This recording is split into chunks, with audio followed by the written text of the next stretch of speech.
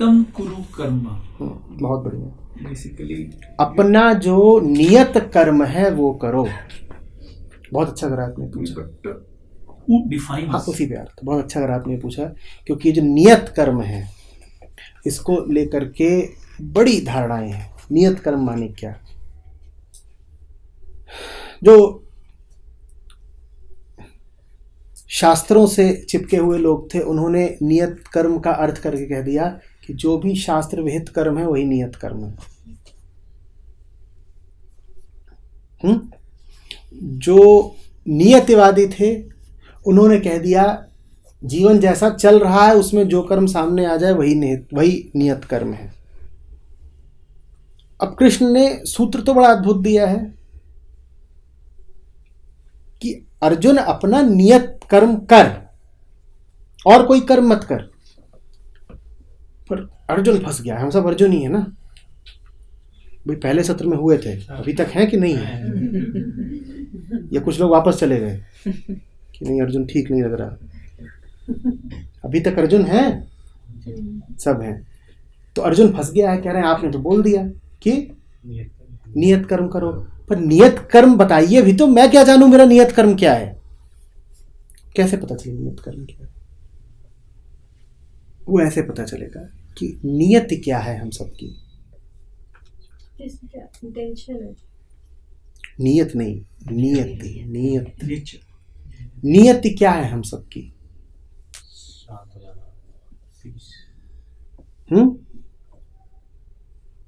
बंधो अल्लाह गुल्ला, एक सूक्ष्म आनंद, एक चुप्पी मौज जिसमें थकान ना हो रही हो, शांत मस्ती, यही नियति है ना। तो नियत कर्म कर, इस शब्द का क्या अर्थ हुआ? इसमें फिर कर्म कौन सा हुआ? जो भी उसके पास आनंद मिले, दोनों बातें, जो उसके पास ले जा रहा हो और जो उससे उठता हो, और दोनों बातें एक साथ हैं, अलग अलग हैं। तो नियत कर्म वही है जो आपको आपके स्वभाव के पास ले जाता हो और जो आपके स्वभाव से उठता हो। स्वभाव को लेकर के कोई कयास लगाने की जरूरत नहीं है। स्वभाव क्या आपका? जो भी कुछ आप सोचते विचारते हो अपने बारे में वो स्वभाव नहीं है आपका। जहां आप मौन हो जाते हो, जहां आप न जानने के क्षेत्र में प्रवेश कर जाते हो, वो आपका स्वभाव है। जिसके बारे में आपको रंच मात्र भी ज्ञान न हो उसको अपना स्वभाव जानिए। जो आपको चुप कर दे, और ऐसा चुप कर दे कि आपकी जानने की उत्सुकता भी ठंडी पड़ जाए, उसको स्वभाव जानिए। जिसको आप क्षणांश भी न जानते हो लेकिन फिर भी उस पर भरोसा आता हो, उसको स्वभाव जानिए। जो कुछ भी आपको इस दिशा में ले जाता हो वही आपका नियत कर्म है। जो कुछ भी आपका इस मौन से उठता हो वही आपका नियत कर्म है। कुछ टीकाकारों ने कहा है कि अर्जुन का नियत कर्म हुआ युद्ध करना, और कृष्ण अर्जुन को युद्ध के लिए प्रेरित कर रहे हैं क्योंकि उसकी नियति है उसका वर्ण, क्योंकि वो राजपुत्र है और क्षत्रिय है, तो इसलिए कृष्ण उसको प्रेरित कर रहे हैं लड़ने के लिए ना। हालांकि एक दो श्लोक भी ऐसे हैं जिनसे आभास यही मिलता है। कृष्ण ने एक दो दफे खुल करके भी यही कहा है कि अर्जुन तू क्षत्रिय है, लेकिन उस बात को अप्रमुख मत मानिएगा। कृष्ण की बात को पूर्णता में समझना होगा, पूरी गीता के संदर्भ में समझना होगा। मात्र एक दो श्लोकों को यूं ही उठा लेना ठीक नहीं है। टुकड़े टुकड़े उठाना कभी भी ठीक नहीं होता। कृष्ण को समझना है तो गीता को समूचा समझना होगा। कृष्ण अर्जुन को लड़ने को इसलिए नहीं कह रहे हैं कि वो क्षत्रिय है और उसे अपने राजधर्म का पालन करना है ना, बात दूसरी है, बात आगे की है। कृष्ण ने पूरी स्थिति को परखा है। वो जानते हैं कि इस मौके पर एक ही चीज है जो एक शांत मन कर सकता है, वो है कि अब जब ये स्थिति सामने खड़ी ही हो गई है तो लड़े। और जिसमें शांति नहीं होगी वही नहीं लड़ेगा। अर्जुन अगर नहीं लड़ रहा है तो इसलिए नहीं कि वो शांति प्रिय है, बल्कि इसलिए क्योंकि वो गहराई से अशांत है। ये बात भी जरा विरोधाभासी लगती है। हम कहते हैं अर्जुन तो शांति की तरफ जा रहा था, कृष्ण ने उसको लड़ाई में ढकेल दिया। उल्टी बात है। कृष्ण शांत हैं, जो शांत है वो लड़ाई में कूद सकता है। जो अशांत है वो तो लड़ाई के सामने थर थर कांपेगा। कांपने को ही तो अशांति कहते हैं ना। ये जो कंपन है यही तो अशांति है ना। शांति में तो ऐसे हो जाते हो, थम गए, दृढ़ हो गए, स्थिर। और अर्जुन खुद कह रहा है कि महाराज मैं कपता हूं, मेरा शरीर जलता है, मेरे रोए रोए में आग निकलती है। अशांत कौन है? कौन है अशांत? अर्जुन अशांत है। ऊपर ऊपर से देख के मत कह दीजिएगा कि अर्जुन तो शांति की ओर प्रवृत्त है ना। धनुष मात्र न उठाने को शांति नहीं कहते। जब दिल जल रहा है और मन से ज्वाला उठ रही हो तो कैसे कह सकते हो कि तुम शांत हो? सिर्फ इसलिए क्योंकि लड़ नहीं पा रहे हो तो नहीं लड़ पाओगे। जब मन कपता होगा तो हाथ भी कपेगा, जब हाथ कपेगा तो तीर कैसे चलाओगे? तो नहीं लड़ पाओगे। जो अशांत है वो कैसे लड़ेगा? तीर तो उसी के निशाने में बैठेगा जो शांत हो।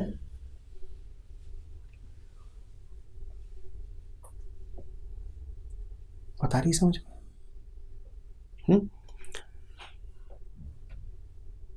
सिर्फ युद्ध ही शांति ला सकता था। और इसमें बात भविष्यवाणी की या भविष्योन्मुखी हो जाने की नहीं है।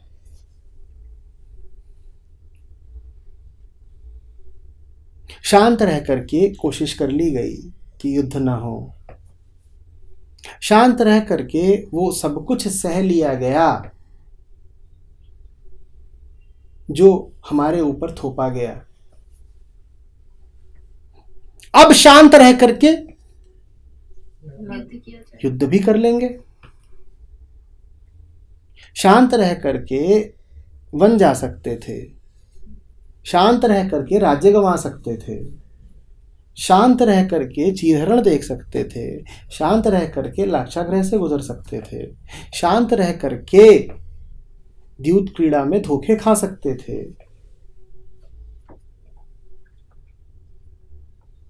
तो अब शांत रह के युद्ध करने में क्या परेशानी है?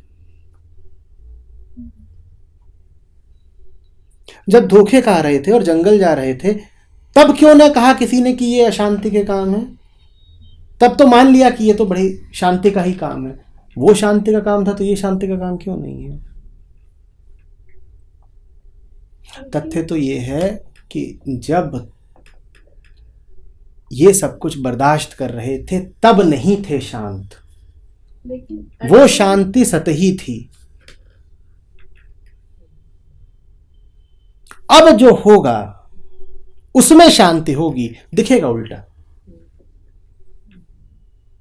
आगे के अध्यायों में, और मैं चाहूंगा कि आगे के अध्यायों पर भी हम कभी ऐसी चर्चा कर पाए।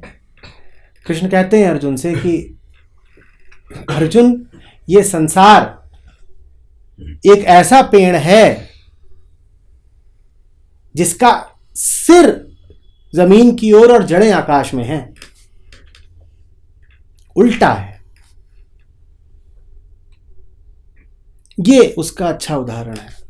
यहां जो दिखाई दे समझ लेना कि मामला उसका उल्टा ही चल रहा है।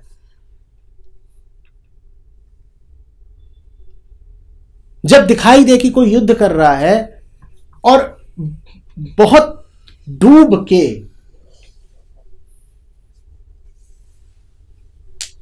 रक्त में आप्लावित होके ही युद्ध कर रहा है, तो जान लेना कि शांत है। नहीं तो इतना डूब के नहीं लड़ पाता। जीवन के संघर्षों के सामने यूं बेधड़क नहीं खड़ा हो पाता अगर शांत ना होता। और यहां जिसको शांति के नाम पर छुपते देखना, भागते देखना, दुम दबाते देखना, उसको जान लेना कि दुम ही दबा रहा है। इससे ज्यादा अशांत कोई नहीं। जो दिखे तथ्य को अक्सर उसके विपरीत जानना।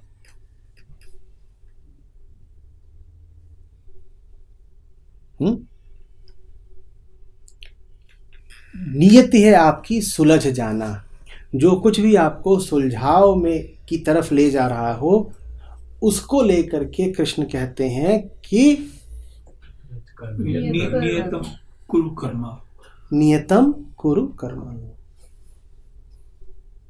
करो नियत कर्म। कर्म सुलझाव की तरफ ले जा रहा है, कृष्ण की सलाह याद कर लीजिए। आपके सामने कुछ करने या न करने की घड़ी आई है, आपके सामने चुनाव और फैसले की घड़ी आई है। क्या चुनना है, क्या कर्म उठाना है?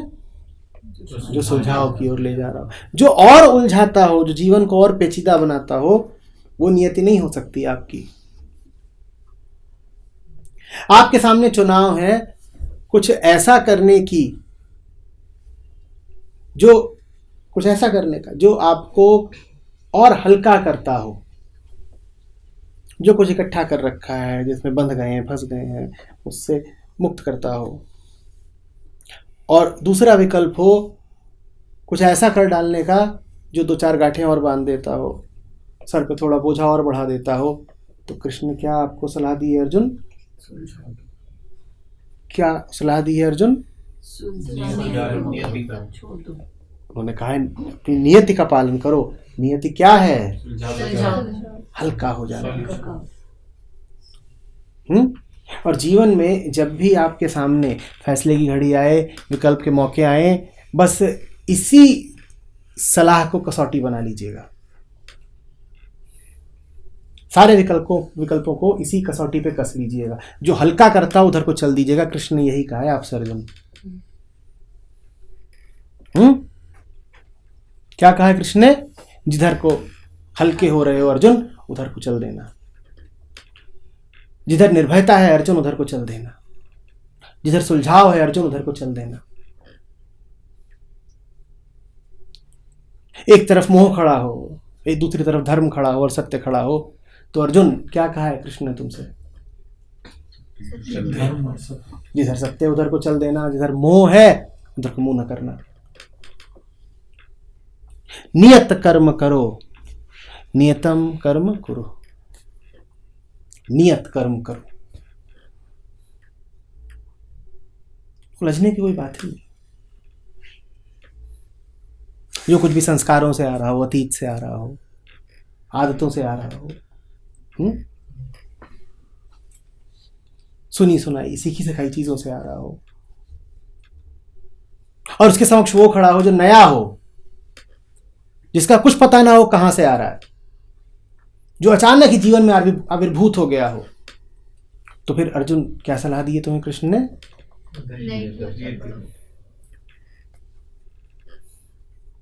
जो पीछे से आ रहा है, जो बोझ की तरह है, जिसने कानों से प्रवेश किया है, उसकी अपेक्षा वो करो जिसने तुम्हारे जीवन में कानों से नहीं हृदय से प्रवेश करा है। तो कृष्ण ने मामले को बड़ा ही सरल बना दिया।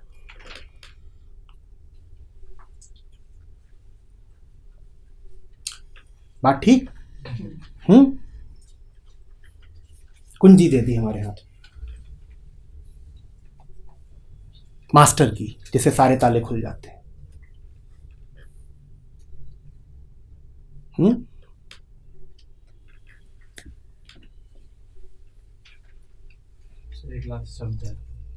हमसे कह रहे थे कल कृष्ण कि चोर मत बनना, कह रहे थे ना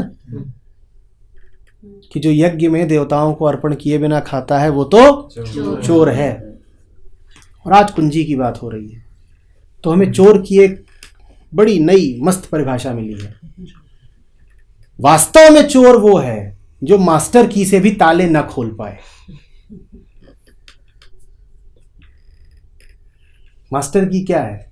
नियतम कर्म कुरु, ये मास्टर की है। तो चोर कौन हुआ? जिसको ये पता है, उपलब्ध है, कृष्ण ने उसको बता दिया है, दे दी है कुंजी, पर फिर भी वो ताले खोल नहीं पा रहा है, फिर भी उसके जीवन में उलझाव ही उलझाव है। अस्तित्व में चोर वो है जिसको दे दी गई है मास्टर की मूल कुंजी, और फिर भी वो उसका प्रयोग करने में असमर्थ है। कल मैं बैठा हुआ था कहीं पर, तो वहां पर उपकार फिल्म का वो गाना चल रहा था। बहुत सारी बातें थी उसमें, पर बीच में एक पंक्ति आती है, होगा मसीहा सामने तेरे फिर भी न तू बच पाएगा। तो बस वही चोर है जिसके हाथ में मास्टर की है, फिर भी वो बच नहीं पा रहा। वही चोर है जिसके सामने जीवन सारे तथ्य, सारे यथार्थ, सारे समाधान लेके खड़ा हुआ है, फिर भी वो असमर्थ है। वही चोर है। चोर वो है जो जागृति के परम मौके पर भी अपनी नींद का गुलाम है। वही चोर है। होगा मसीहा सामने तेरे फिर भी न तू बच पाएगा। बस वही चोर है।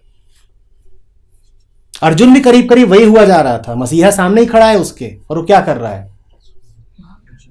वो है इसी फिराक में। हाफ डे मिलेगा क्या?